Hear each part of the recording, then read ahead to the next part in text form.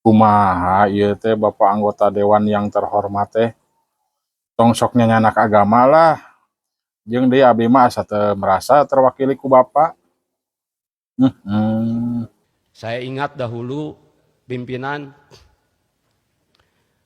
sosok orang yang tidak mau dipanggil dirinya, yaitu ada Syekh Siti Jenar maupun ada Al-Halaj dengan anak Al-Haq atau Kaula Manunggaling Gusti dengan keseriusannya.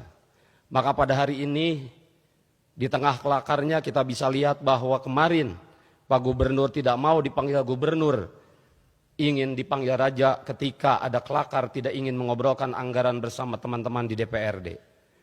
Maka pada kali ini di tengah kelakar berikut keseriusan, kita yang ada di sini bukanlah anggota DPRD, tapi para waliullah yang akan selalu ada membisiki para raja. Sekian dari saya, wallahul muwaffiq ila aqwamit thoriq. Wassalamualaikum warahmatullahi taala wabarakatuh.